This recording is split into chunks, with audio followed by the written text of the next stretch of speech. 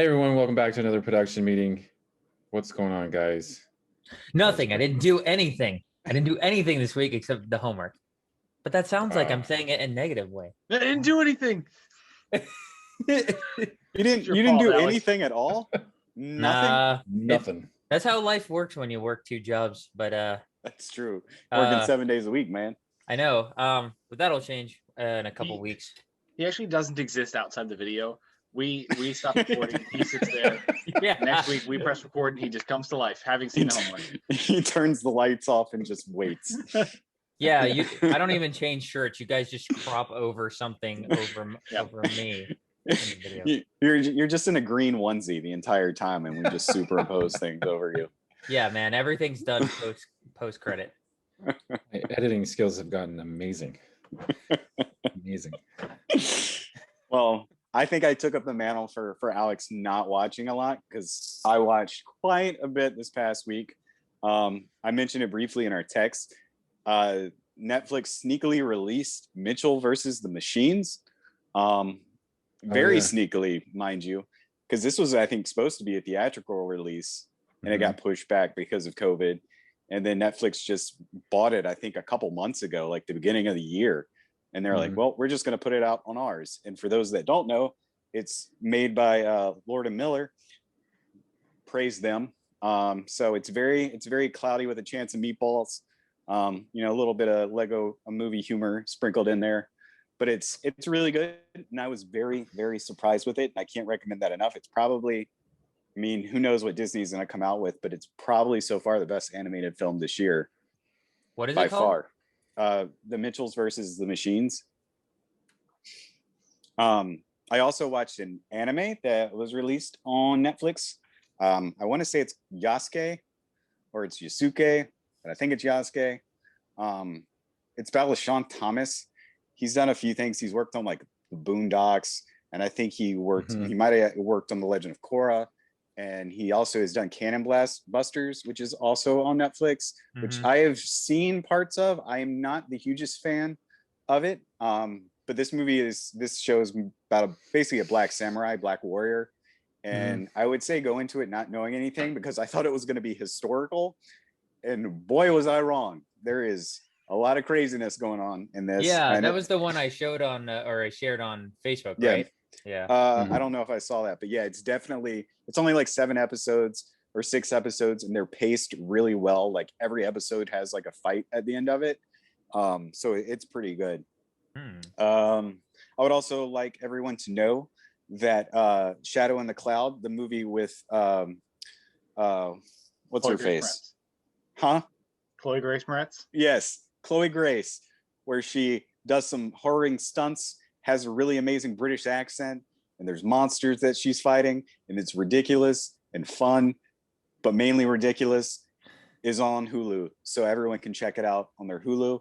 I also watched the latest episode of Mighty Ducks, and since we don't have a segment, if you're not watching it, watch it. This was the reunion episode. There was a bunch of old Mighty Ducks on there. Not all the ones that I wish had been on there, and I kind of wonder how those invites went out. Like, because there were some that I was surprised that weren't on there that I know are in the entertainment business, but now part of me wants to think that they only invited the ones back who are comfortable skating. I'm not entirely sure. So who knows? But that's really good. It's a good series. Check it out if you have any inclination towards sports movies or the Mighty Ducks in general. And I also started playing Control, which is crazy because I didn't just play Overwatch this week. I finally got to Control. It's weird and it's fun. And I'm like a third of the way through, but I also recommend that so far. So, I know.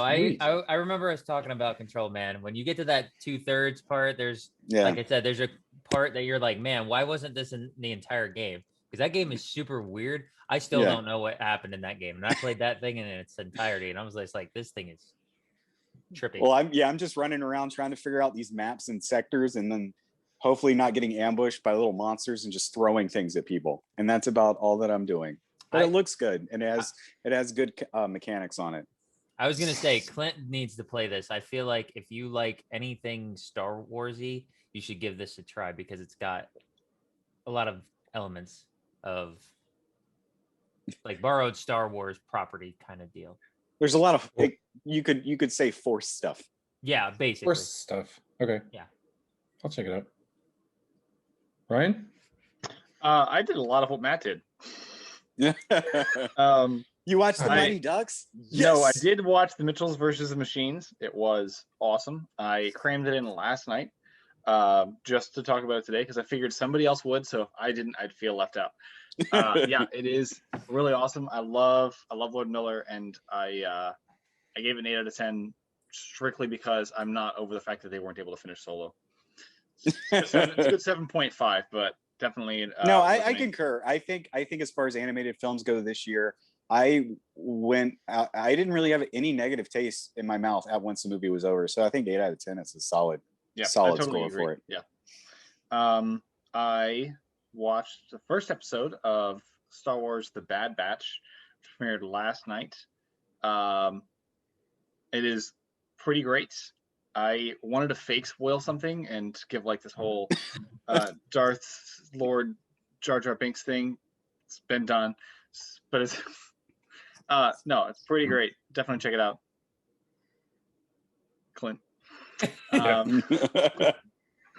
I watched The Homework, which was the least exciting thing I watched this week, and then I finished Invincible, which. Oh shoot! I didn't even mention that. Sorry, you can continue. You want to go first? I don't spoil it though. I know. Okay. I was gonna say I still am only at episode 4. I am very excited. It's a tough watch. Like it's tough, I think, emotionally. It's also kind of fun. But I'm excited for the future of this series. Excited to the point where I've actually, and I don't know how much it veers off from the actual graphic novel, but I purchased the first compendium, which will ship whenever Amazon has some in stock to my house. For those of us who don't understand what that is, can you tell us what that means? It's like the compendium is like usually between like 30 to 50 issues of a comic. Oh. So usually they come out in issues and then they break them down in volumes. And then the compendium is usually like the first, 5 to 10 volumes. Huh. Yeah, so you have your single issues and then you have your graphic novels, which are the volumes, and then you have your compendiums, which are like, and then you have your omnibus, which is literally like the whole thing together. Yeah. I don't know if they're all upstairs. I have like all 4, I think, of the Walking Dead compendiums, and it's like I can't really put him. It's like this. Yeah. I was gonna say, just think of like single issues, and then like graphic novels, and then compendiums, and then like omnibuses. And they're like thick books. They're like literally like the omnibuses are literally like the whole series put together into one like paperback. So, but yes, without spoiling anything, I enjoyed it. There was a couple things that were very meme worthy that I was surprised that they put it in there, but I'm assuming it's because it's panel for panel in the book. But yeah, I thought it was good. I thought they didn't really pull any punches, literally. So I think, oh dang it, I was gonna make a play on that, but I don't want to give anything away. Yeah, this was the best this season could have wrapped up. To the point where I haven't written my review yet, so I don't know if I've truly decided between 7 and 8. Such a good finale. Probably the best episode in the series so far. Up there, it's up there. Yeah, it was really great. So, and then I did one other thing. I went to theaters to rewatch Scott Pilgrim vs. the World for its anniversary release, which was really awesome. The movie's amazing. But as I expected, I saw it in Dolby, and it gave me a headache about an hour in that never went away. Which is my biggest, the biggest downside about that movie is that it's just visually overwhelming to the point where it might be a flaw, but still really, really awesome. I even had an Edgar Wright week leading up to it. So nice. Yeah. Not that is new, but that's what we went to theaters instead of whatever horror film came out this week. Yeah. Horror film, more like a Bora film. Bora film. What did you do while we were doing that, Clint? While you guys were doing that, I actually did watch the Mighty Ducks and the Nevers. To your question, Matt. It was I read an interview with Steve Brill, who's the creator of both the movie and the show, and he said that he reached out to like a couple of them because of COVID, like they didn't want to like risk, and plus Joshua Jackson, I guess, is busy. Whatever. No. He didn't want to sully his name with that franchise that made him who he is. That or Dawson's Creek, one of the two. I'm not sure. One of the two. Yeah. But yeah, like they said that he was busy with scheduling conflicts and that they were going to try, like if it does pick up for a second season, they're going to try harder to get some of the other original Ducks back. But I do have like a problem with that because they keep saying the original Ducks, but Kenny Wu's not an original Duck. I didn't mention this, but you would question whether or not the second film was canon with this series, and this episode proved that it was canon. So yeah, thanks to Kenny Wu in that picture of Team USA. Yeah. Yay. Yeah, that, Kenny Wu. What a stretch. Yeah. Anyway. They really, honestly, I think, and there's probably an episode, I'm still very surprised they haven't had they had that sleepover episode with the goalie, but they haven't like talked about the goalie like enough. Like, I feel like that's the weak spot of this team. They need a good goalie. I know they can't bring Goldberg back because he's got his issues. Yeah. But call him. Julia the Cat's in the entertainment industry. She's like a chef. Bring her back. She's not doing anything now. Although I think she's Canadian, so that might be why. Maybe. You stay on your side. Yeah. Well, yeah. In the same interview, he said that if they were picked up for a second season, they were going to try to reach out to more of the Ducks to bring some of them back. Yeah, I'm crossing fingers. It is a good show. Like I still love that Nick kid. Like he's hilarious. I can't remember if it was this episode or the last episode when he was given that inspirational speech on the on the bench with them having to like work their differences out. Yeah. It's the funniest thing. His whole like self-reflective self, like doing those speeches, is the funniest thing. It's a great character and a great kid. You're right. Yeah. But that's it. And then I watched Wipeout. Just fill time. The John Cena Wipeout? Yeah, and like on Hulu they have like the others, like the original. Okay. Original from a few years ago. Anyway, are you guys ready for some news? It's very thin this week, but we'll get some. Zack Snyder came out and said that he would be horrible at directing a Star Wars film.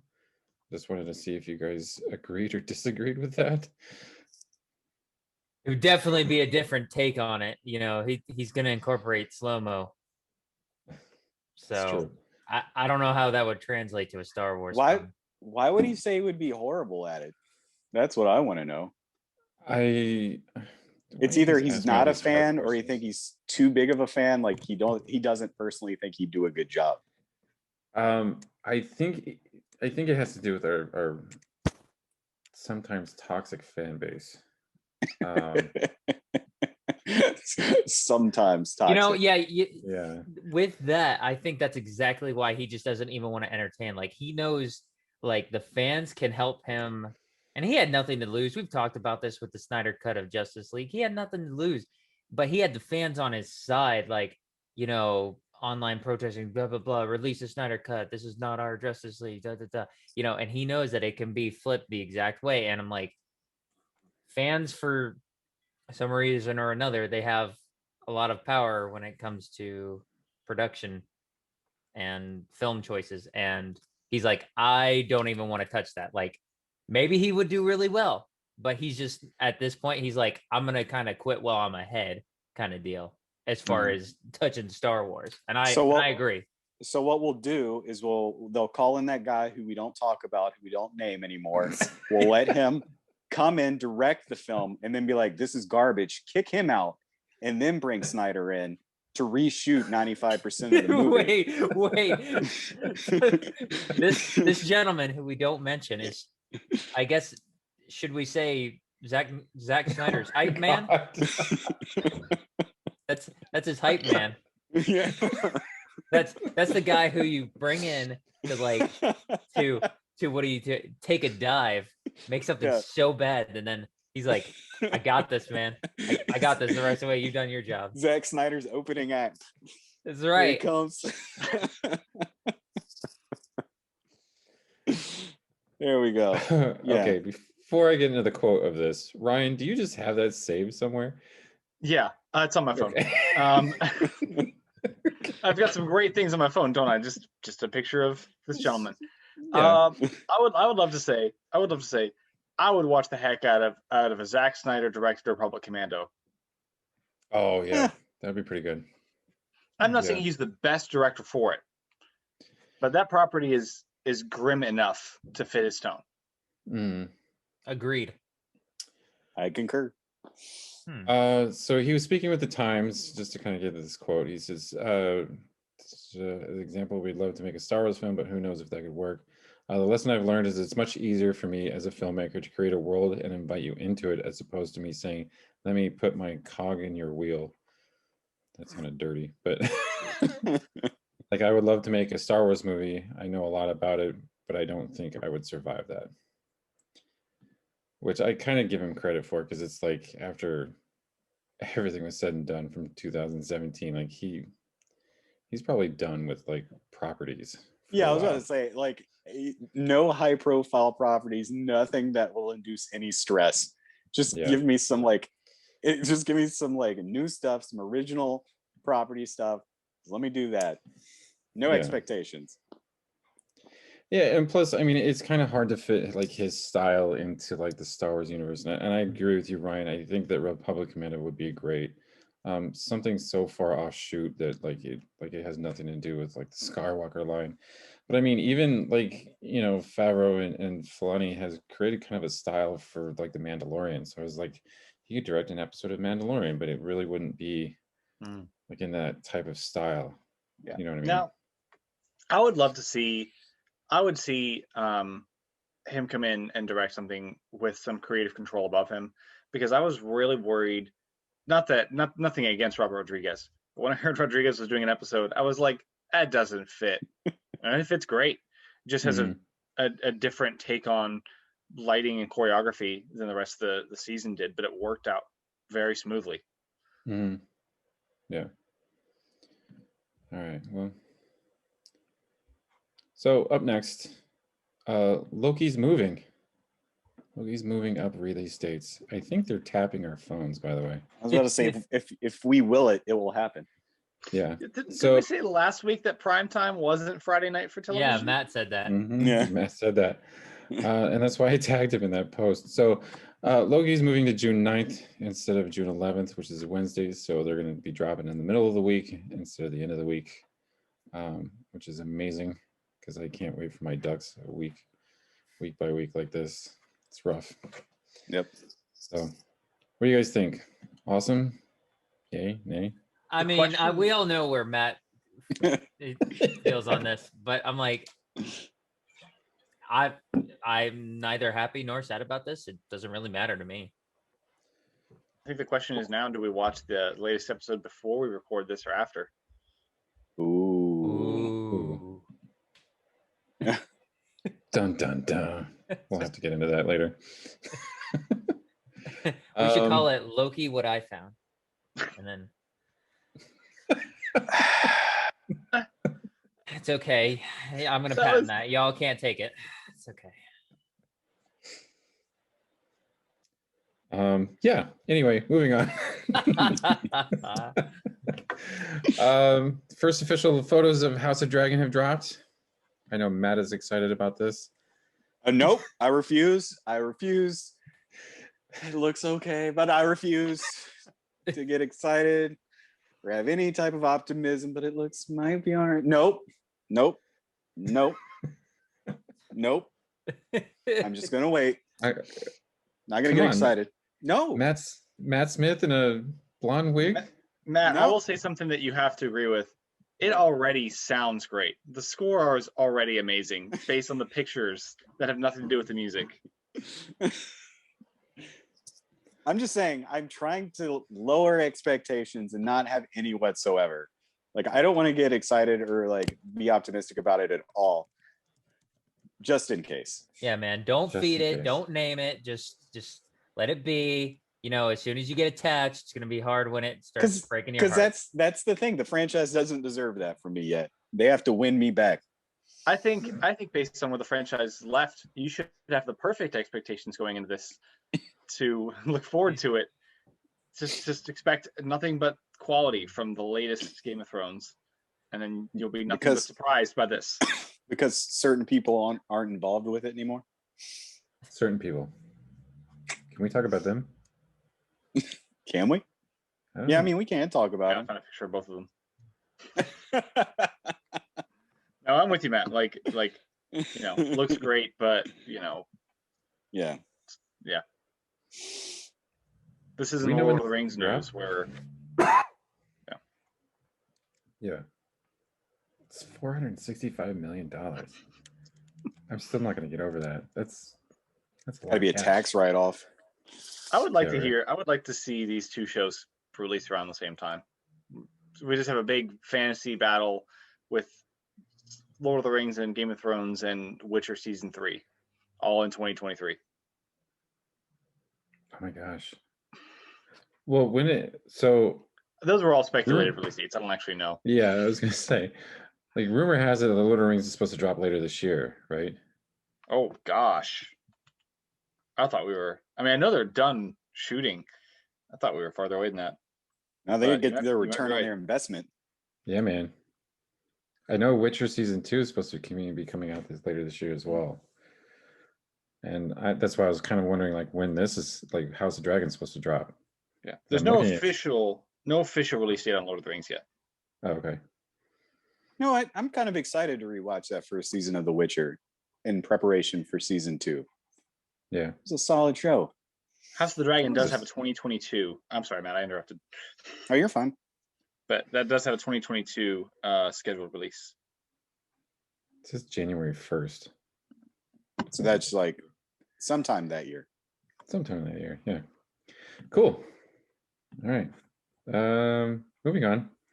So a new Superman film is looking to hire a black lead and a black director. So two things I kind of like gained from this. First of all, apparently Henry Cavill is out because he's neither of those things. Have they called Robert Downey Jr. yet? Probably not. And secondly, so this whole article, I guess, gave like clarification. I thought Abrams was set to direct this. That was what I got out of that whole article, but apparently he's only producing this. So they're looking into other directors for this. Didn't they already do this pre-production Man of Steel, where they were like, Christopher Nolan's going to do the next Superman? And then barely involved. I feel like there's always a Superman project just cooking somehow. They're always trying to put one together, whether it's a sequel or a new one. Yeah. It's like Batman. I mean, every so often you ever the Batman movie. All right. So we're going to get Lakeith Stanfield as Superman. Cool. That's fine. They said the filmmakers are Barry Jenkins and Ryan Coogler, which he said, like, Ryan Coogler just signed his whole deal with Disney, so I don't think he's moving it out of Disney. Regina King would be good. Stephen Caple Jr.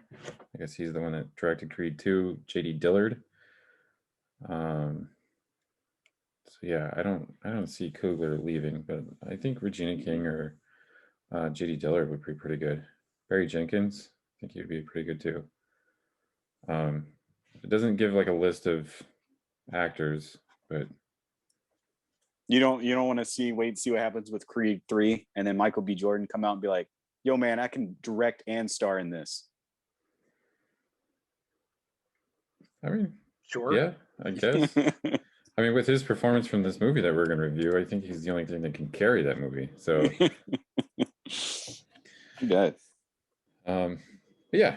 To me, it's whether or not, I mean, learning JJ is not directing is kind of a step sideways. I'm like, oh. Mm-hmm.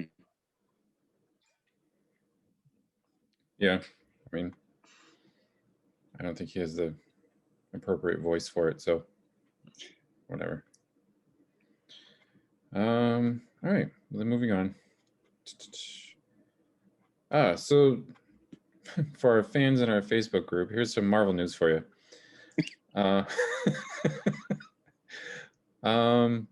so we got some titles for some movies, some Marvel movies, a little footage of the Eternals. First of all, did you guys watch this announcement video?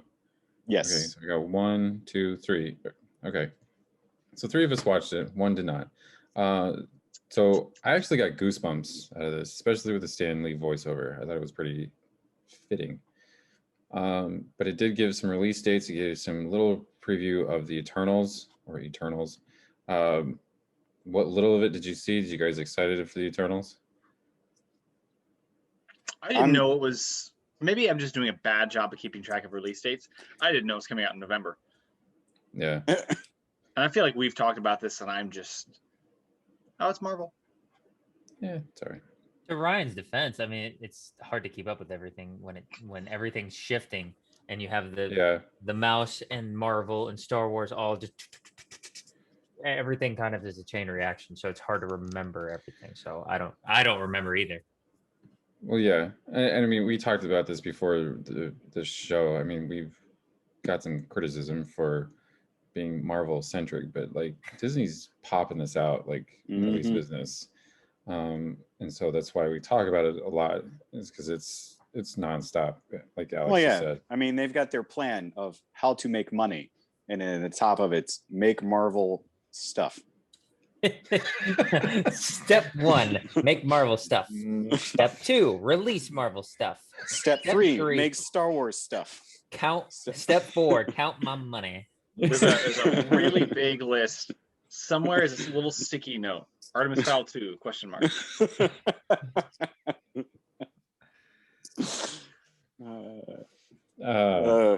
Please don't. No. Yeah. So yes, we got some titles, some release dates, little previews of some of the movies. So to kind of like run through this real quick, Black Widow is going to be on July 9th, as we know. Shang-Chi is going to be September 3rd. Eternals is going to be November 5th of this year. Spider-Man is going to be December 17th of this year. Doctor Strange 2 is going to be March 25th of next year, 2022. Thor: Love and Thunder is going to be May 6th of 2022. So Black Panther: Wakanda Forever is the title of Black Panther 2, and they're going to be July 8th of 2022. The Marvels, which is Captain Marvel 2, which is going to showcase Photon, Captain Marvel, and Ms. Marvel. And that's going to be released on November 11th of 2022. And then Ant-Man and the Wasp: Quantumania is going to be February 17th of 2023. Side note, did you guys see I posted her costume. Did you guys see it? Looks pretty good. Mm-hmm. Okay. No. Yeah, they're getting pretty comic book accurate with these costumes now. It's pretty good. So yeah, that's supposedly Phase 4. That's not including all of the Marvel TV show stuff. That's gonna be intertwined with some of this. Yeah, that's why we talk about this. That's a lot of stuff, couple months. Yeah, a lot of stuff. I'm trying to think of the two that I think are gonna hit the hardest right now. I feel like movie theaters are gonna be like, it's gonna take the summer for them to get up and running. But I think that the Spider-Man release is probably going to be like the biggest release in 2.5 years, maybe even 3 years. So, and then we get out of the way for Black Panther whenever that comes out. Yeah. Like Black Panther has 2 movies in front of it. So, yeah. But I agree with you, Matt. Like, I think Black Widow will do decent, especially since it's going to be on Disney Premium. Shang-Chi probably won't do as well, but I think it will do well. And Eternals, like nobody really knows like the Eternals or Shang-Chi. Yeah, I think that's kind of a hard sell. It's kind of like one of those Guardians of the Galaxy type of deals where maybe it'll surprise people and bring people in. Or then again, it might be like, what was that show that was on for like 8 episodes? On Inhumans. Inhumans. There we go. Oh, that's right. And then again, it might be the Inhumans. The amazing Inhumans. In movie form. In IMAX. Oh. And speaking of Guardians, I forgot about Guardians. Volume 3 is May 5th of 2023. Yay. Guardians. Yeah, I agree with you, Matt. Like, I think that Eternals and Shang-Chi are going to be hard sells, but I think that they'll come. But I'm gonna double down on your bet, and I'm gonna say actually Thor and Love and Thunder is probably gonna bring people back before Black Panther. So, all right, DC news. See, we talk about DC. Finn Whitrock is cast as Guy Gardner in the new Green Lantern series. Oh man, I love him in Stranger Things. Actually, he was in American Horror Story, but we'll breeze past that. I was kind of surprised on the character that they chose, but I guess the series is supposed to take place in different time periods. It's supposed to go into like 1942 and like in the 80s and stuff like that. So Guy Gardner is like this macho Green Lantern. He's not Hal Jordan or anything. So he's kind of in the books, he's kind of a bully. So I mean, you guys have any thoughts about this? I'm out of my element here. Yeah, I'm looking him up right now just to check out this dude. Look, we get our paychecks from Disney, not Warner Brothers. So yeah, I don't know. He's got to be a macho at 5'9", so he's definitely tall. 5'9". He's stretching 5'9.5". Yeah. Yeah, cool. So Noah Centineo, I hope I'm pronouncing this right, is leaving the Masters of the Universe film, which makes me sad. This movie is never gonna get made, ever. Just stop. It's not gonna happen. It's not. It's never gonna happen. It's actually already getting an animated remake. Yeah. Yeah, right. Do we have a director for this? I feel like we've had multiple directors for this. Really? This is like another Flash film? Yeah. No. I feel like they have a better chance of making She-Ra, and that's a cartoon reference, than they do making this He-Man movie. It would be way easier, I think, for them. I think currently there's 2 directors attached to it. Oh, do tell, sir. Aaron Nee and Adam Nee. I feel like that's totally. They're probably brothers. You're like non-related. What? And they've done nothing that I know. Actually, they've done like nothing at all. Very little. Cool. Very little. So we have high hopes for the Masters of the Universe film already. There is like Google has 6 people listed under the screenplay for this movie. That's not good. Yeah. It's not going to happen. It's not. Well, if it were, who do you think that should replace him? You guys have any ideas on who should replace him? Dolph Lundgren. You laugh, but that actually is not a terrible choice. Alex, it wasn't a terrible choice. Go back to the 80s, sir. Oh, see, I don't know. That shows how little I know.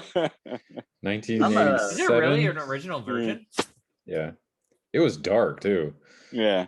Really? Like, it was dark, yeah. Here. It's going to be like Dwayne Johnson. Don't say that. Just say John Cena, man. John Cena. 1987. Hey, and if you download Tubi, you can watch it for free. Yeah, and it's got Frank Langella as Skeletor. You might have known him from The Judge from Chicago 7. Yep. Ah. That's weird. I know him as my favorite Dracula. Yep. Yeah, we could get what's it? Zac Efron, because apparently now he's like really swole in the face. To a sarcastic Master of the Universe. Yeah, man. Swole in the face. Yeah, man. Apparently something about, I don't know. They don't know if he's taking steroids or what is it? Human growth hormones, or if he even just got dental surgery and his face is just getting all swollen up and he's looking like David Hasselhoff over here. I feel like real talk though, I think it needs to be someone that we don't know, kind of like this guy, like that we don't really know, that's probably from a show that's looking for a step up. Apparently this guy left, I think, because he got a better job playing a role in Black Adam with The Rock. Yeah, he's Adam Smasher in the movie. So no, man, what's Kevin Sorbo doing? saying politically incorrect things. Yeah. Not Hercules. I watched a Kevin Sorbo film last week. I'm sorry. It was Cole the Conqueror. Boo. Boo. Speaking of Invincible, it's been renewed for 2 more seasons. Woo! Yay! AMC was like, wow, this show's doing really well. How much more content do you have? And they're like, man, we've got like 70 more books, issues that we have not covered yet. And they're like, all right, that's about what, 2 seasons at least? All right, sure. There you go. Yeah. I'm down. I love nope, can't. Yeah. Great finale. Yeah. They did a really good job not only setting things up, but not closing themselves into to setting us some. It's not like this has to be what the next season's about. Well, that was what I told you initially at the very beginning. And so what I enjoyed most about the show is that the world has stayed so open and like anything could happen in here. And that's what they've done so far. Like I literally don't know where it's going to go. So. Yeah, I have episodes 6, 7, and 8 left. So I just watched 5 today. 5 is the one he goes to Mars, right? I think probably, yeah. It's either 5 or 4. 4, because that's the one I remember. Oh, so I have more than that. Never mind. Oops. All right. So yay, more Invincible. Robert Kirkman just rolling in the cash. It's really funny though, like honestly, because like as soon as, say what you will, but the Walking Dead thing is like drying up. It's not big. It's definitely drying up. And now he's like, I got this new drug now. I got this new thing. You want some of this? Just goes back to the lab, makes something new. And now he's got checks coming in again. Yeah, man. Good for him. I mean, however he makes his money. Last but not least, so Citizen Kane has been dethroned as the best reviewed film of all time. Taking its place, Paddington 2. So, Alex, have you watched the greatest film of all time yet? No, of course not. I haven't watched it yet. It'll be a continuous thing. We'll be into Christmas, and I won't have watched it yet.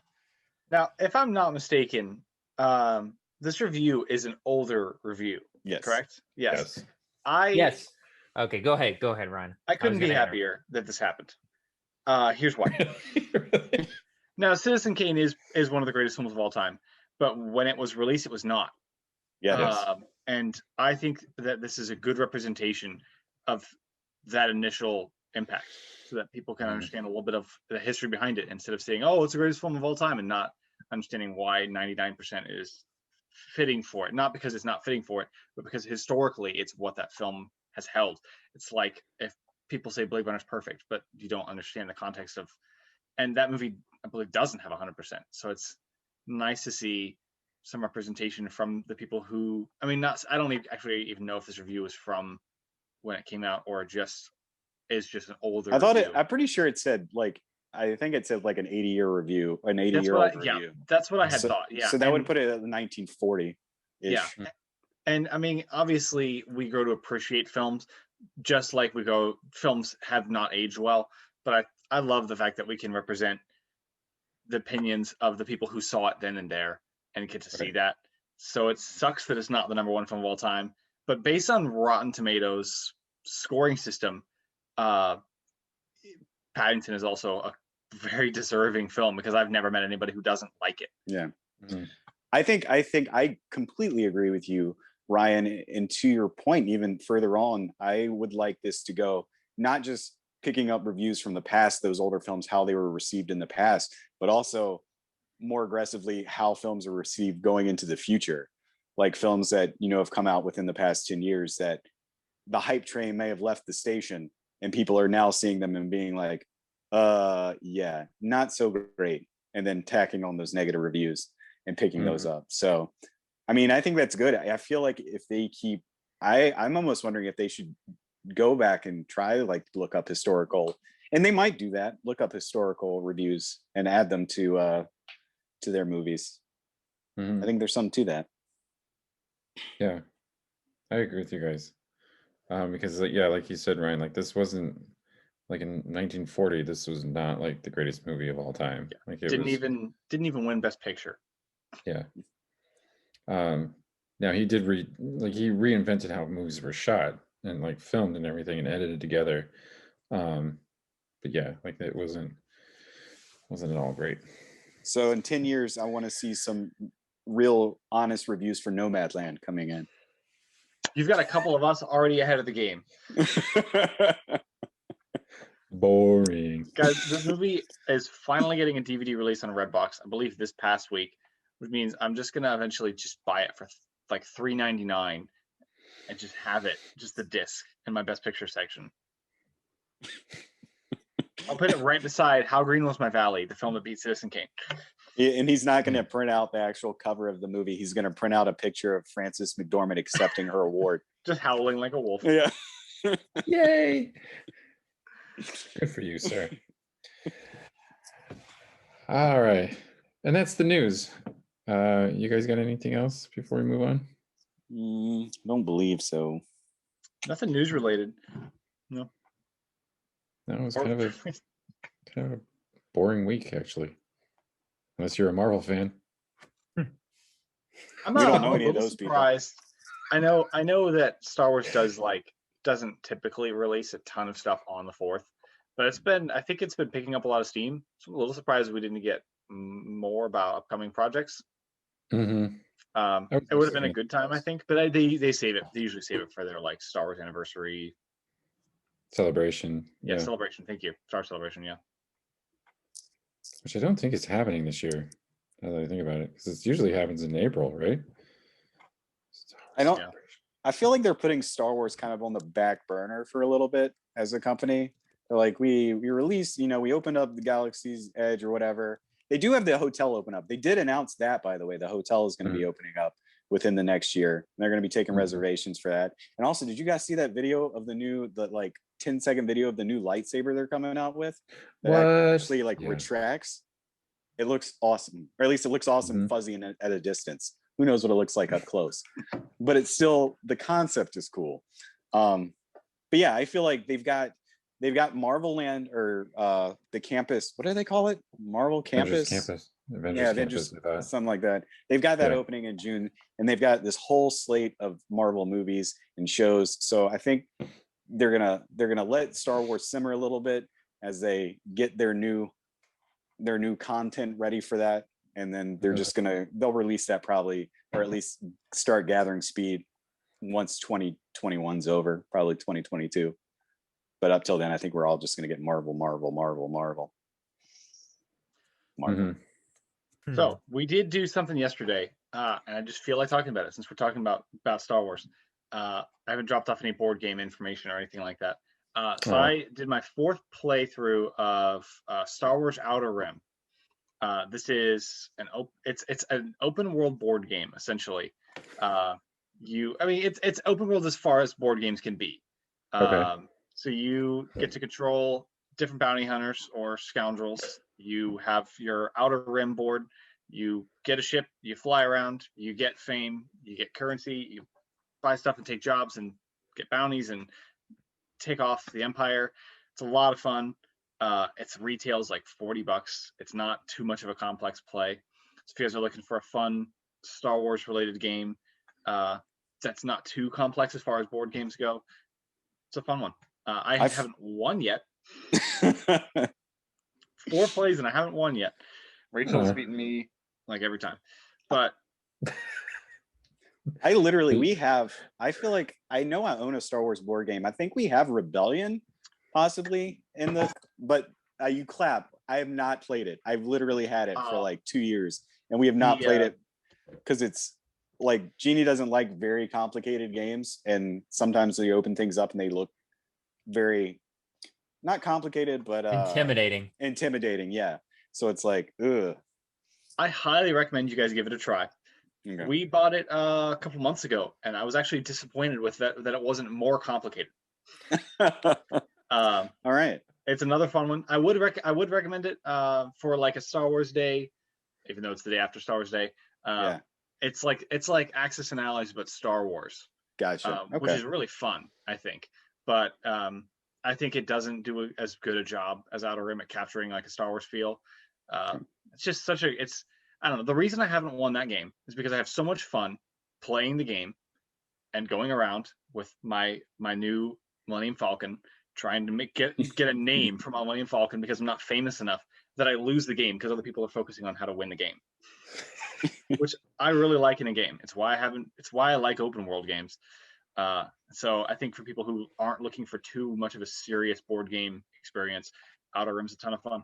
You're like, Ryan's like, but did you really win the game? Because that seems like I had the best time playing, so I won. That's totally fair. Yeah. I won spiritually. I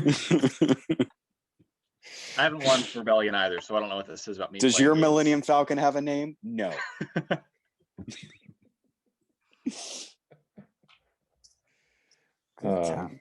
It's the Millennium Eagle. All right, well, that's the news then. So no MCU files this week, and Loki doesn't start until June, so another month. So we actually had a review this week, Without Remorse, starring Michael B. Jordan. This is a Tom Clancy novel about John Kelly, who's a Navy SEAL that his team gets murdered, and he wants to find out why.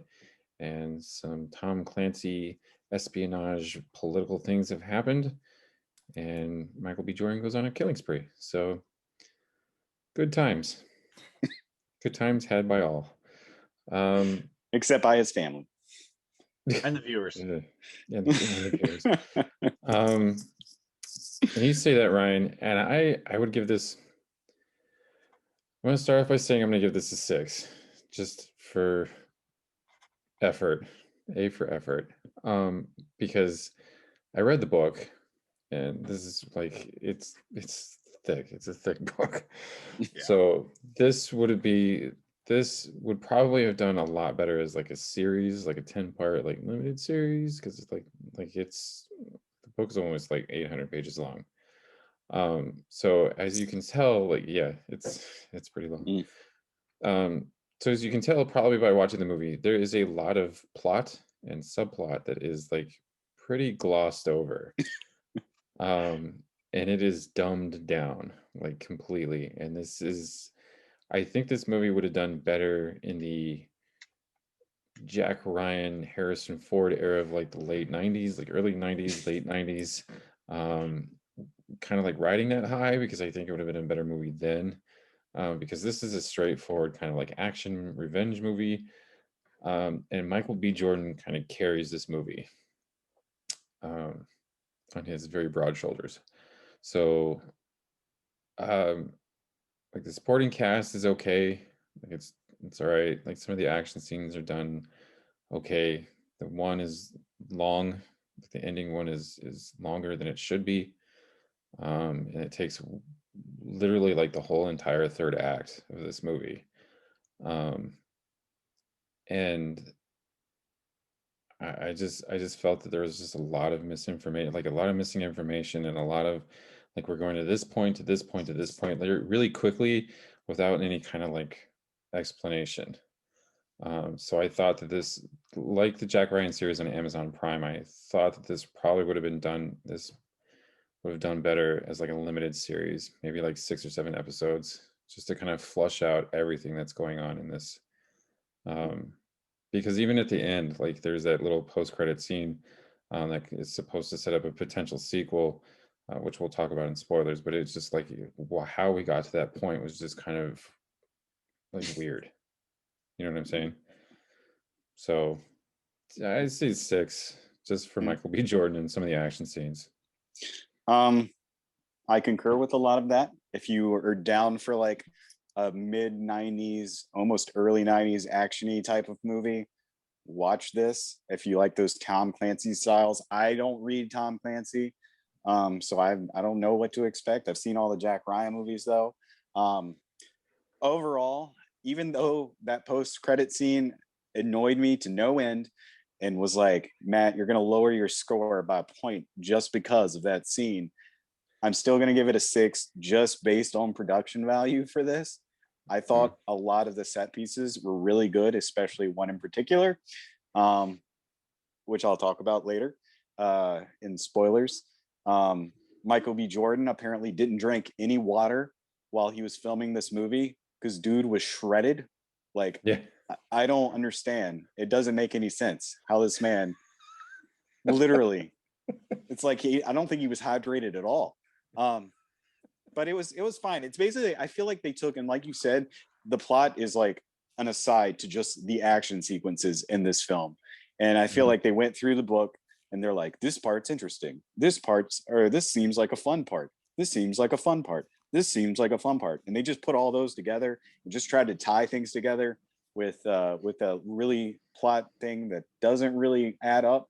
I don't understand how this guy wasn't in jail the entire time after his terrorist act at an airport. But yeah, that said, just because of production value, fun, and it's like, if you take it for what it is, it's like I said, mid to early 90s action film, 6 out of 10. I will not give it a 5, even though that end credit scene made me want to punch myself. So that is all for now. Made me want to punch yourself. Yeah. Thanks. Yeah. You could have punched myself too. Just kidding. Go, Ryan. I want to go last. Well, I will give it a 5. And I actually wanted to give it a 4. I didn't hate it, but I didn't like it. For me, there were ups and downs. My biggest negative, I want to say it's a spoiler. The film is begging to be spoiled by its own stupid casting. But I won't get into that because on the off chance that maybe you just love everything Tom Clancy and you really want to see Michael B. Jordan in John Krasinski's series in the future, hopefully, then maybe it's worth watching just for a dumb 90s action movie. But this reminded me of Gemini Man without any of the great effects. Yeah. Or I mean, I was overly generous when I talked about Gemini Man, but I think I gave it a 6, so I think a 5's not too far below.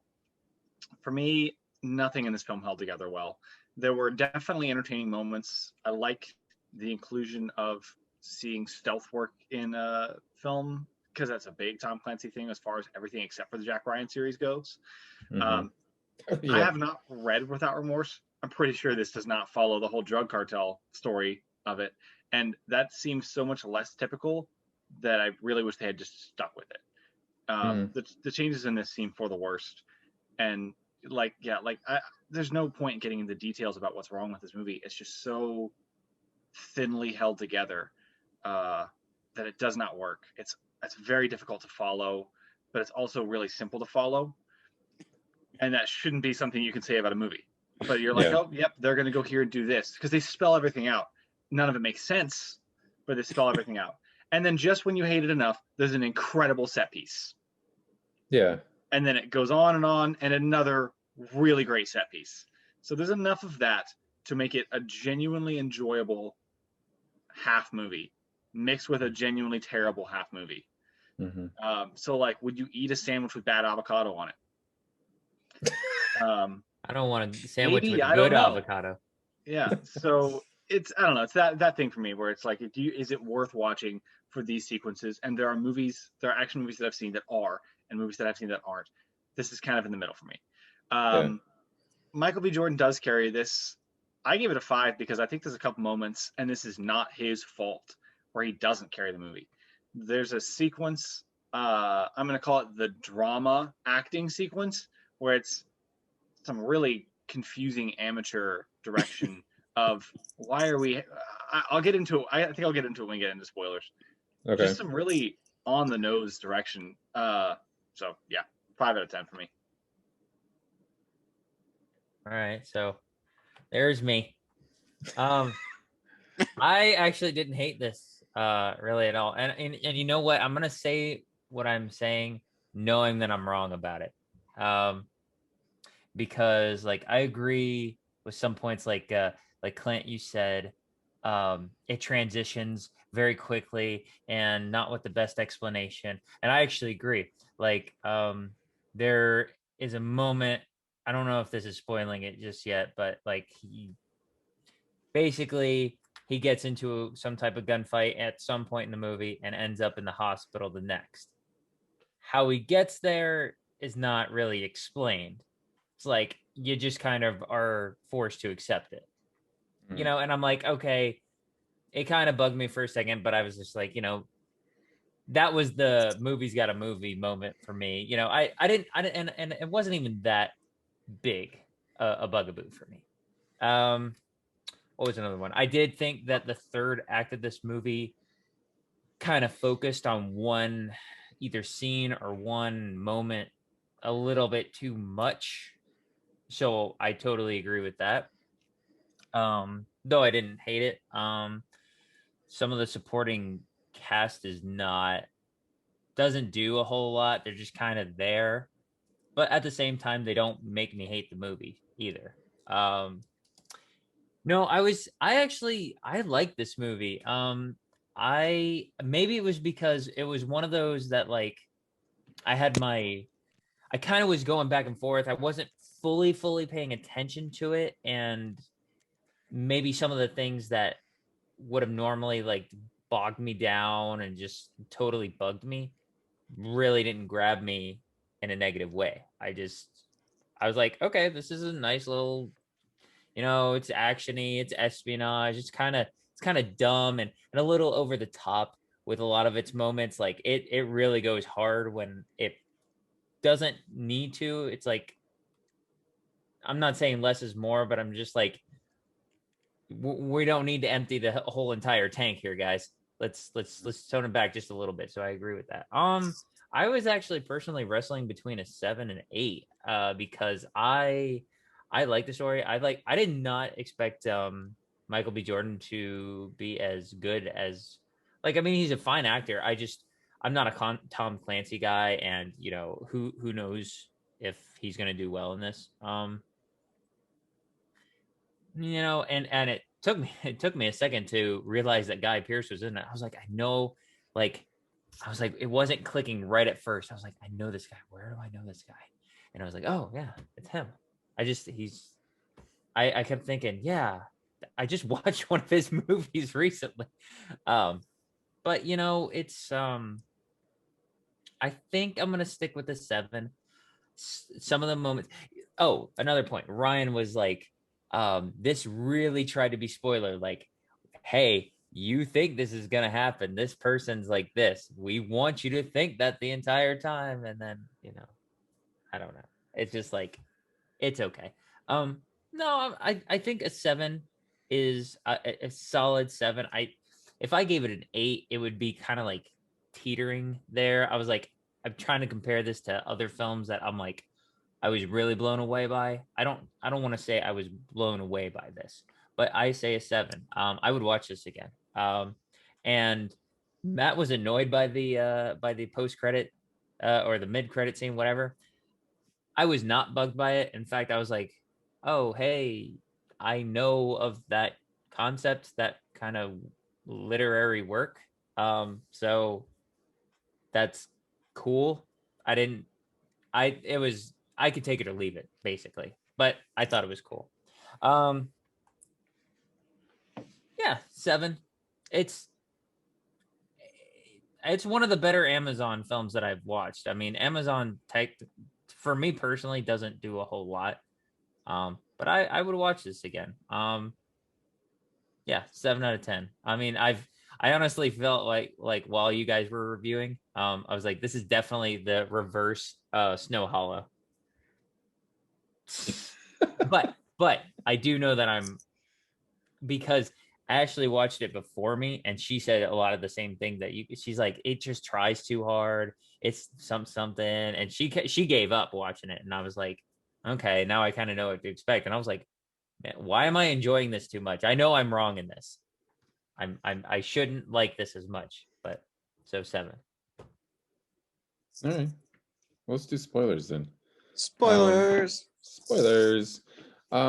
So to go with your point though, Matt, I think like you're right. I think that they kind of was like in their meetings, and they're like, okay, Mr. Director, we want these like action pieces, and we want this action piece, and we want this, and it's gonna be great and everything, and now we need to string these together.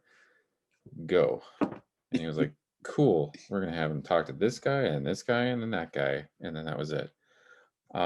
So yeah, it did feel like they built this film out of those like those large action pieces, and then they just filled the other time with like random character development that didn't really go anywhere.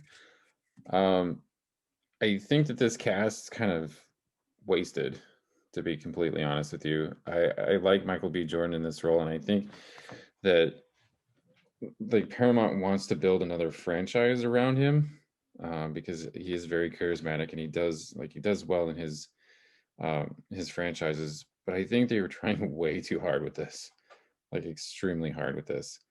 Jodie Turner Smith, she's a great actress, but again, is wasted. Like she's just kind of like here and gone, and like just kind of pops in every once in a while.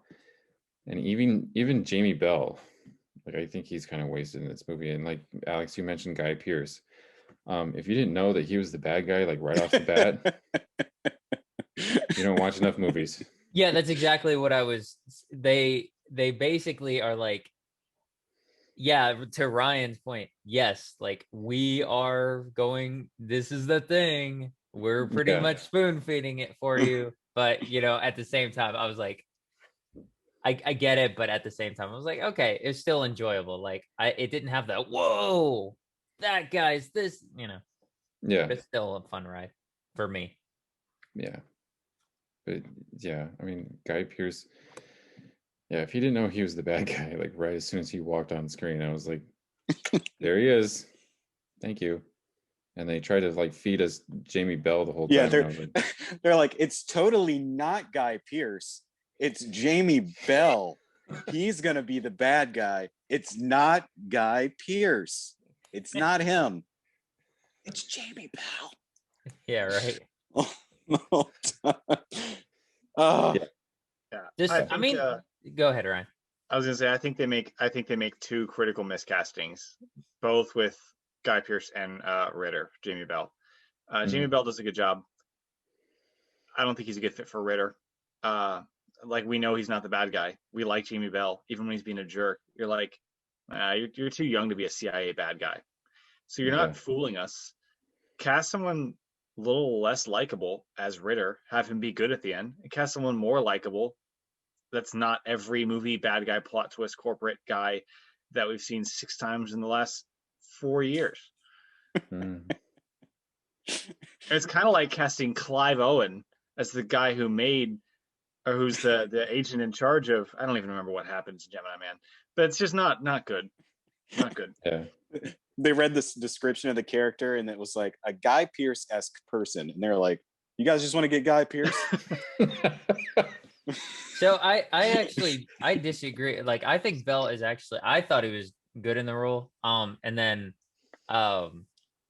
it's funny you compare Gemini Man. I think Gemini Man, like I remember watching that and thinking this had good potential, but it was incredibly wasted. Like what you're thinking about this movie, I'm thinking about that movie. Like and this one didn't have the effects the same way. In fact, I don't think Gemini had the same effects that you're thinking. I personally think that was not as good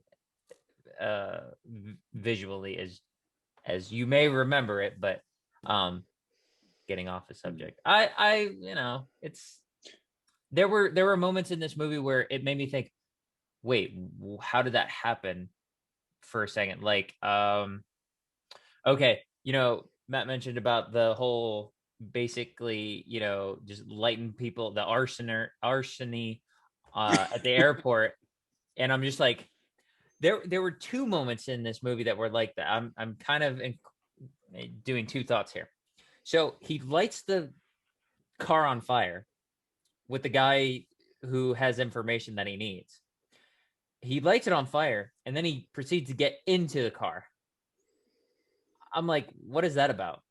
Like, why am I going to light it on fire and then sit in the fire?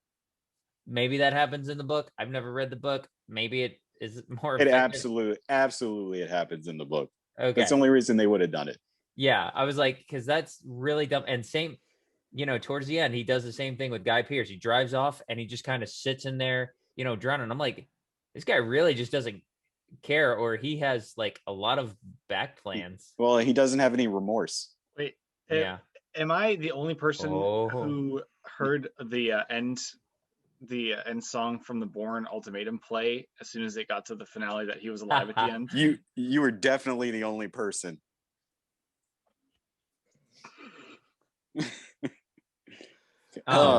But so like with that moment, obviously, and I guess there you go, that there's where the movie ties in, because there's a lot of moments where he doesn't give a darn about what's going on around. He's like, I'm just pouring gas all over people, and I'm lighting it. I don't care. You see me, all these people see me doing it. And that happens so many times in the movie. I'm like, okay, I guess there fits the title. But then I'm like, so when he's meeting with Guy Pearce and the whole meeting of the minds, and then he's like, you're going to be used for this mission. Like, and I'm like, did we forget that he like basically lit a couple people on fire in the middle of an airport with like at least like 36 people watching him? Yeah, but he's dead. So it's okay now. But then he's like, oh, you're coming back and you'll, basically serve your time, for your felony and everything. And I'm like, okay. So this does a couple of times where it raises the question, but for me, more often than not, it just really quick answered the question. Yeah. The more I think about it, I mean, we say that Michael carried this movie, and I mean, I don't really know if there was much for him to like carry through these set pieces, except for, looking like he didn't care about anything anymore. Kind of like Francis McDormand in Nomadland, just staring off and just doing Academy violence. Award winner. Oh, Francis yes. McDormand. Thank you. 3 times. Anyway. So, I mean, there's that. And this is a slightly different tangent.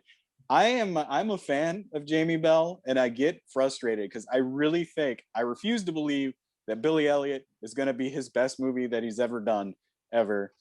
I know he's got a really amazing movie in him, and it's going to happen at some point. This wasn't it, but it will happen eventually. I just wanted to say that right then.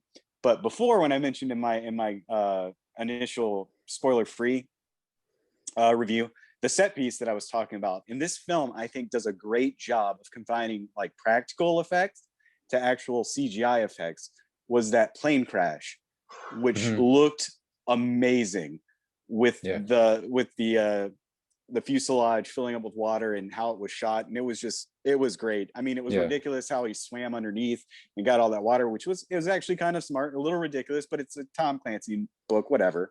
That blew my mind. And I think that's literally, that scene is the only reason I gave this a 6 as opposed to a 5.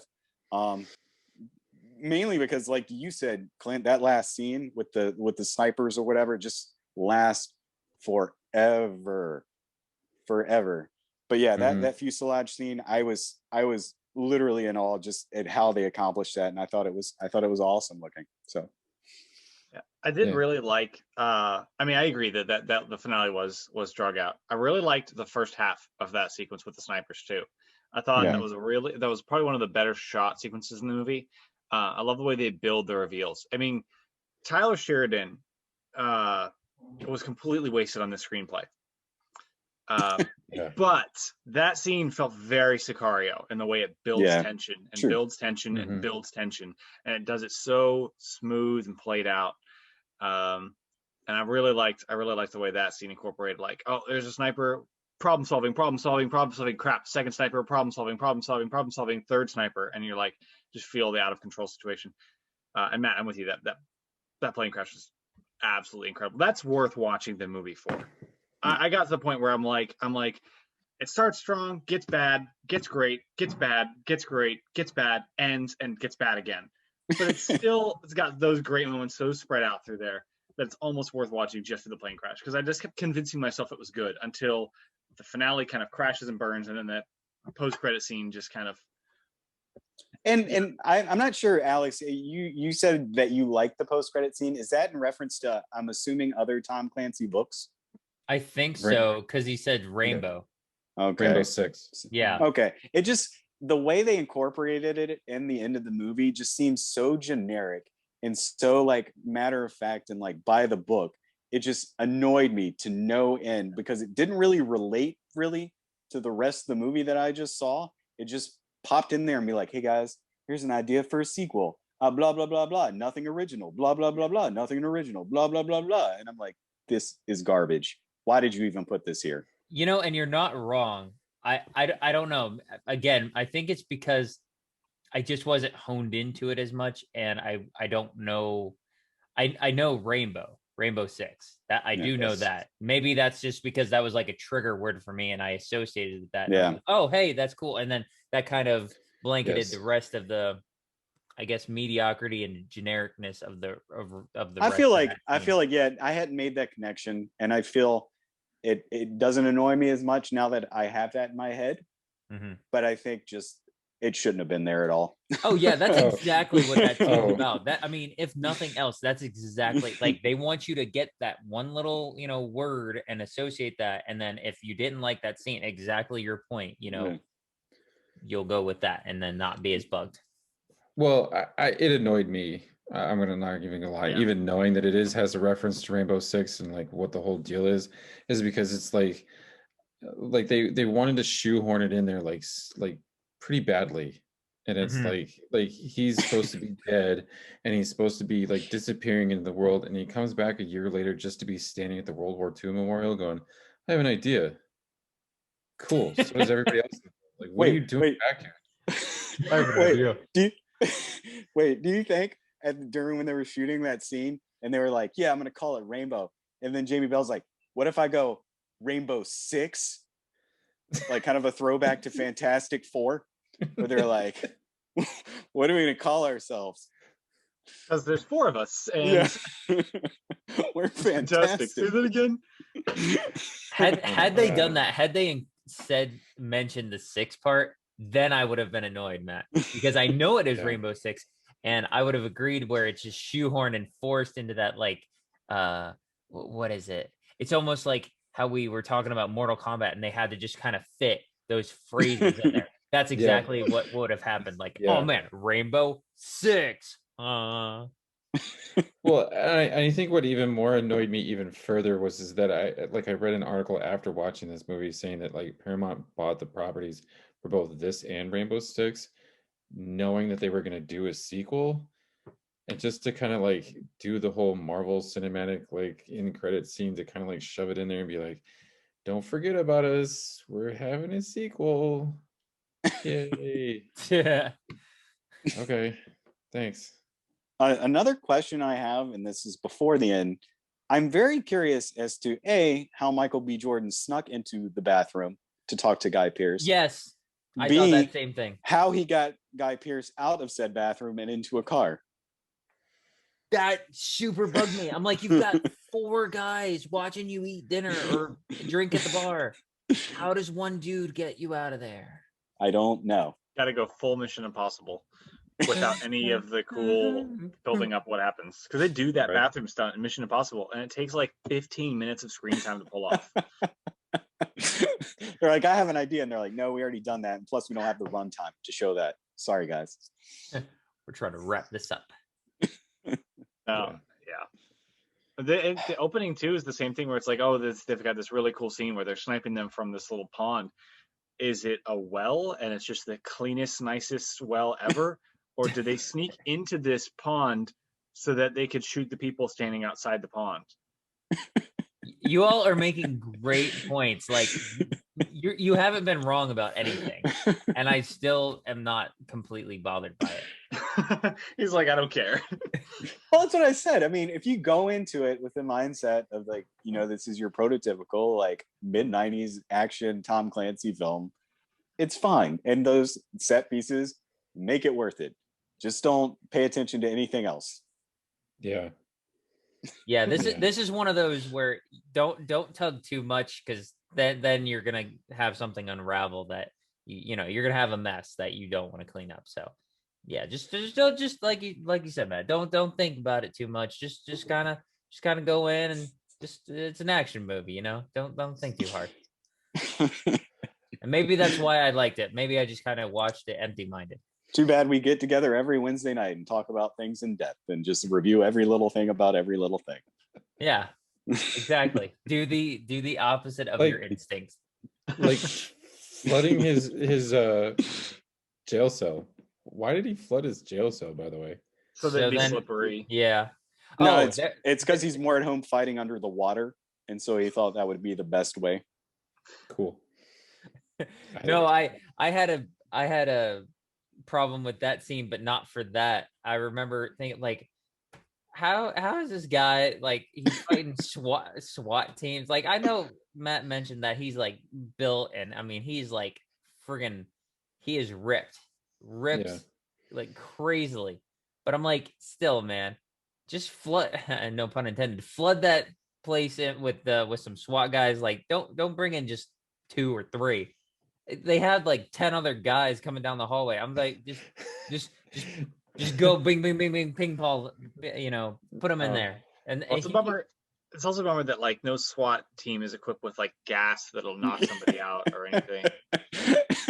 Yeah, why don't they have like a little thing on the door? They close the door and then they just toss in a little gas thing. Yeah, done. Well, I'm making bets that those 4 were like test dummies just to see how strong he really is. And then they're like, all right, now he's gonna snap next. Let's get all of us. That's fair. It did actually feel like that, where it was like, all right, let's try these guys. But I would have tried to knock them out like at least second, because that still wasn't their second go-to. They were like, let's throw more guys at this guy. Yeah. We got 4 more. Yeah. Oh, yeah. That was the other thing I was gonna say too, is Michael B. Jordan does a great job. The whole like, oh, let me take 6 minutes of screen time to do different rooms where I just grieve. That grieving montage was really rookie. I was like, oh, what if you sit on the bed, you've got one gun in your hands and you just rub your forehead really hard. It's great way to use your A-lister. You had to show how broken down he was, man. He was slowly breaking down in every single room. Yeah, I don't think it was as bad. Yeah, it's not bad, but at that point in the movie, you could tell there was just like, you've got priority issues. You've got to. It's like they were like, they got to the end of shooting and they were like, oh, we got a couple days left. What do we do? Well, we didn't really use Michael B. Jordan, so. Oh crap! We sure he's grieving right now? Yeah. It's the grieving montage. Yeah, it did feel like that, where it was like we got to really get in this idea, and I'm like, we get it. We're not here for that. We didn't need a grieve. You know, we got like 30 seconds of grieving montage from John Wick, and then he was ready to go kill people again. Yeah, man. Let's John Wick this up. Yeah. Well, I just one last thing. I feel like Taylor Sheridan was brought in to write those action scenes, and I hope this Will Staples was the weak link in this writing duo. But yeah, like this movie yada yada between each action scene. So, any more thoughts on Without Remorse? I have a question for Ryan. What was your? You may have said it, and it might have just totally passed over, and just among all the things, the score. Oh, that's fine. Oh, well. I liked it. It was by like I think the composer's name is, or it's, I don't even know, Jonesy or something. But I don't know if it's a composer or an artist who does work and it's just doing this score. I don't have anything from him or them. I liked it listening to it in the film. I listened to the soundtrack separately, and it's a little forgettable. It's very synthetic based. It reminds me of all the highlights of, oddly enough, if like Black Mass were an action score, which I know is a weird comparison. Gosh.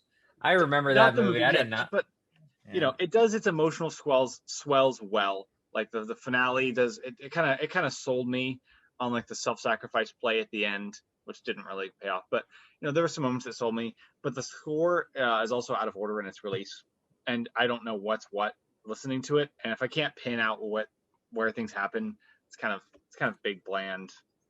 I partially agree with you, and then I like disagree. Like I think the most like it stuck moment for me was when he's in his house, they cut the power, he's going upstairs, and I mean the music that intensifies the moment, and I was like feeling what they were trying to make me feel, so I think it was effective.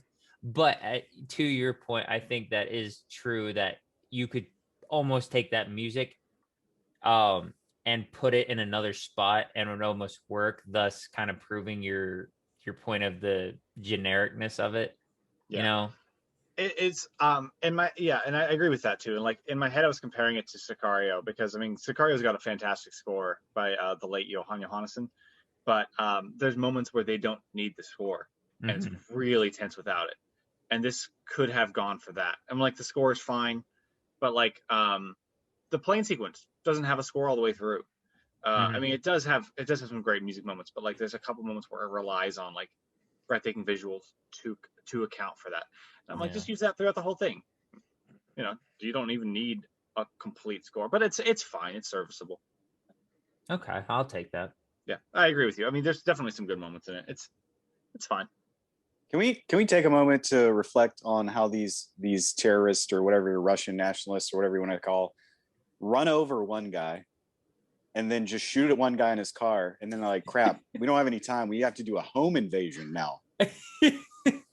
Yeah, because the whole point is supposed to be looking like it's an attack, but then they do two of them looking like it's accidents. Yeah. So I'm like, why can't you just hit them all with your car? Yeah. I'm just gonna run them all over. One of I remember I was like, oh, this looks so.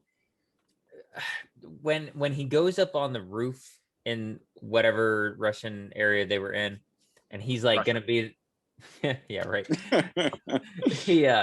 He's basically gonna be the diversion for the rest of the team, and he's up on the roof throwing grenades and shooting and everything. Terminator 2-ing, if you will. Yeah, but when he throws the grenades, I've seen enough of behind the scenes kind of movie development where this was so like fake and generic. I mean, obviously it's fake, but like things are kind of planted in certain areas to kind of set off on on a timer or via a button or something like that, where he throws the grenades and the underside of cars just kind of, and I'm just like, yeah, you're not selling me on that. That looks and totally fake. Wait, you're telling me he wasn't actually throwing live grenades? No, Alexander, I know what you mean. It's like the Michael Bay car flip explosion combo, which looks great in every disaster movie and completely unrealistic when the grenade's supposed to hit somewhere that's not directly under the car. Yeah. So I'm like, yes, obviously it's not real, but they didn't even, that part was not, they were just like, all right, just throw some packs of exploding smoke and whatever we have. Okay. Wait, do we think one grenade could flip a car? No, I don't think if you throw it under a car. I don't know. Maybe I think if Optimus you lift Prime the can. Mythbusters. Just real quick, I want to go on a little tangent on this whole action scene. It took up like 45 minutes of this freaking movie. Okay, first of all, I love the beginning of this action scene. Okay, I like it because you have the two snipers and everything, and like, I'm sorry, one of you said it was beautifully shot, and it is. But when we get into 15 minutes of this fight scene or this gunfight, it's like, okay, do we not see any other action movies? Can we shoot out the floor? Can we like go somewhere else? Why do we have to use doors? We have grenades, and he even whips out like the bomb strip. Can we put that on the floor? Like, let's go down. Okay, why do we have to like wait this long before we start making decisions on like other places to go? I mean, this whole apartment was like blown or like rocked with C4. There's got to be some weak boards around here somewhere. Okay. And I know this is all movie, got a movie or whatever. And I appreciate that. But it's like, okay. And then secondly, why does he have to be the sacrificial lamb for this? Like, I'm sorry. Like, there's got to be like some, like, two people are shot. He's already dead, man. Because he's a criminal. He's just a criminal. Yeah. He has And all the nothing others to are live military. Okay. Even though he's definitely not like military still. But it is a Forever. good point. I know, and all the average viewers know that he's not just a criminal and that he's going to die later and he's going to come back as a ghost. Okay, we all know that. Can we just like pass by? Yeah, exactly. So can we pass by this, please? Like, I think that's what bugged me enough about this movie too, is this whole like goodbye speech that he gives. And Matt, like I'm coming on this train with you. Like, did he really carry this movie? And now that like I'm kind of thinking about it, it's like, no, he really didn't. He's a very charismatic actor, and he's probably going to make a good action movie star one day. But no, he really didn't carry this movie. And second, like thirdly, he's throwing these grenades over the side of this building to all these Russian police who got there. Like a lot of them got there pretty quickly, by the way. Why are we driving through the middle of this? Why is there no other roads in this town in Russia? Like, there's no other back roads in the middle of the back of this like apartment building or whatever. We have to go through the middle of this gunfight. What if one of these bombs like hit him? End of movie. You're telling me that this isn't a normal occurrence in Russia every night, and these police officers don't know what they're doing, Clint? Is that what you're trying to say? I think so. I think so. I'm just more annoyed that she drove this van through the middle of all these grenades going off, and not one like Russian police officer was like, "Hey, maybe that's a van full of bad guys, and let's shoot at the van," instead of just being like, "All right, traffic now. Can you believe it?" Like, You know what? Come to think of it too, I mean, as much as I love the sniper sequence of this whole sequence, if you're trying to set us up stakes so big that you have to make this succeed and you've got to kill these people, maybe invest in some thermal scopes and 50 caliber rounds so that so they can't hide behind simple hotel walls. Like, just shoot them through the walls. If your snipers can't do that, you're not ready to start a war between two countries. yeah. I do better in Call of Duty than those military snipers, dude. Yeah. Wait, when was this book written though? 93. Yeah, something like that. I don't know if they had thermal scopes then. No, but they had 50 caliber rounds. Yeah. Just guess. Or rocket launchers. There are ways to kill a room full of people that aren't 3 snipers. I mean, I've seen Underworld. I know that you can shoot through the floor. Okay. It can be done. I'm just saying. They do it earlier in the movie. They blow a hole in the floor and she falls through it, right? Oh yeah. Yeah, we can't do that trick anymore. I'm sorry. No, that's perfect. They should have just done. They could have had it be a callback. Be like, hey, remember that one time I saved you from falling through the floor? Now we're doing it on purpose. Yeah. See. And then the sniper can kill him on the next floor with a rocket launcher. Or just rig the room to blow up. I think that's not a better idea. thought through plan. Yeah, they should have just had the whole hotel blow up. That's about it. And they've got the American bodies. Like, make sure that there are some dog tags that are recognizable, and you've started your war. That's like the worst plan in any Tom Clancy film for sure. Yeah. Oh well. All right. Oh, it kind of ruins that sequence for me. I'm glad I gave it a 5 instead of a 6. Yeah. Sorry. I didn't like that scene at all. It ran way too long. I looked at it, I was like, there's a half hour left in this movie and we're still shooting at people in this scene? Like, really? All right. I wish he had died and what's her face? She had discovered it was Greer, yeah. Yeah, Greer, yeah. And then it just followed her. Now I get that it's got to be like, oh, he's going to be John Clark now. Well, IMDb said that John Clark was the main character anyway. So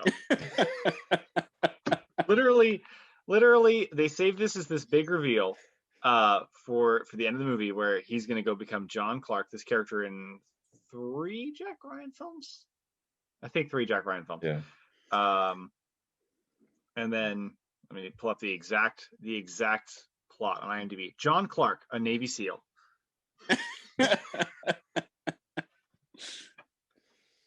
Not John Clark, a ghost. Yeah. Or John Kelly. Just lie to us a little bit. The movie does not expect you to be shocked at all, apparently. Yeah. But whatever gets him on screen with Krasinski is fine with me. That'd be cool. Because I mean, Amazon owns them both. Yeah. Cool beans. Any other thoughts without remorse? I'm sure we can think of some more thoughts. I'm sure. All right. Well, then let's move on to next week. Next week we will be watching Wrath of Man. Wrath of Man. Did we just talk about that?